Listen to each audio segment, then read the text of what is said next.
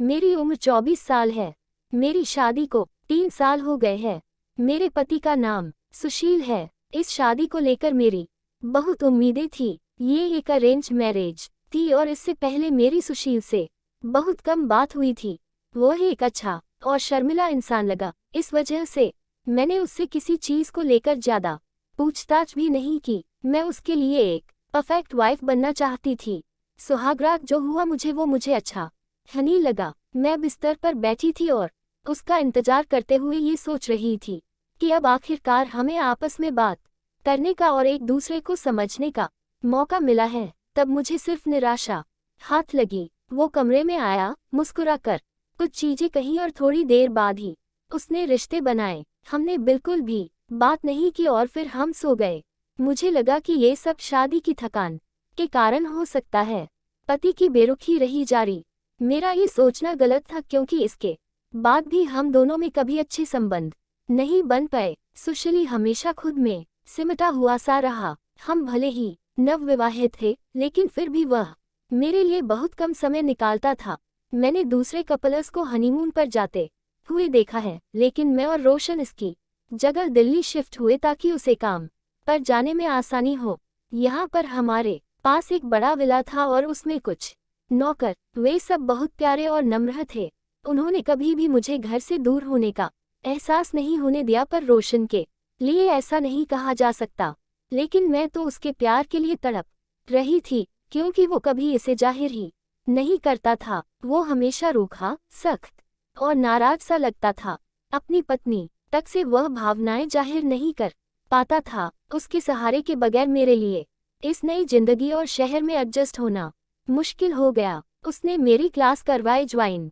इन सब में कई महीने बीत गए, लेकिन सुशील नहीं बदला। इसकी जगह वह मेरी पसंद और व्यक्तित्व की आलोचना करने लगा। मुझे हर चीज पर टोका टाकी शुरू कर दी। ये सब मेरे लिए बहुत ही निराश भरा होने लगा था। उसने तो मेरे एक्सेंट तक को घटिया बताया।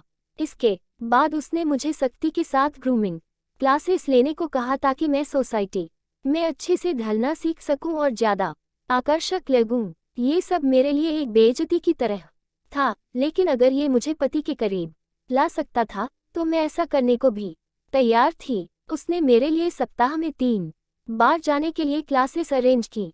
पहली बार हुई उससे मुलाकात। इस दौरान पहली बार मेरी मुलाकात हमारे ड्राइवर से हुई। वो मुझे हर सप्ताह क्लास छोड़ने और लेने आता था। वह काफी विनम्र और दयालु स्वभाव का था। उसकी स्किन डार्क और बॉडी अच्छी थी। वो 25 की उम्र के आसपास होगा और उसका व्यवहार काफी मिलनसार था।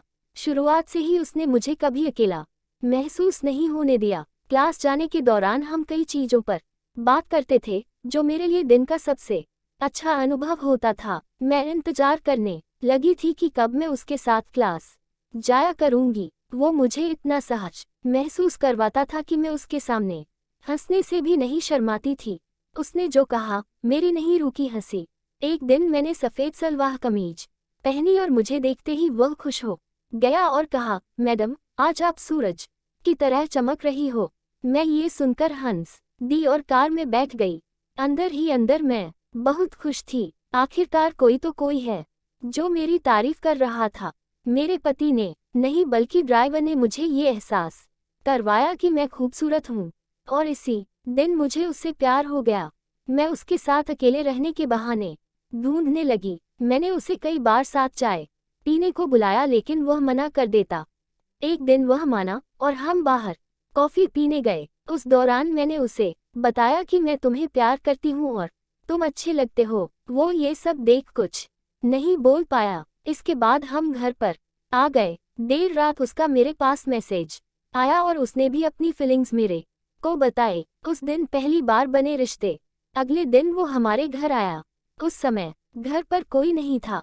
मैं क्लास के लिए तैयार हो रही थी। मुझे उसकी आवाज सुनाई दी तो मैंने उसे अंदर आने को कहा।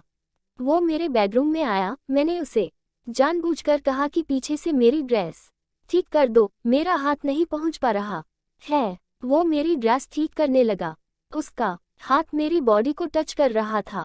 धीरे धीरे वो अपने हाथ को मेरी कमर पर ले आया और उसने मुझे किस किया। उस दिन पहली बार हम दोनों ने रिश्ते बनाए।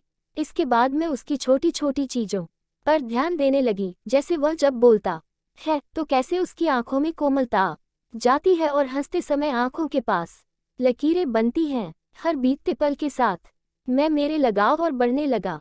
वह मुझे एहसास करवाता था कि मैं ऐसे शख्स हूँ जिससे प्यार व फिक्र किया जाना चाहिए, और सबसे अहम ये कि मेरे साथ भी खुशी के साथ समय बिताया जा सकता है। अब हम दोनों एक दूसरे से प्यार करते हैं। मुझे मेरे किए पर कोई पछतावा नहीं है।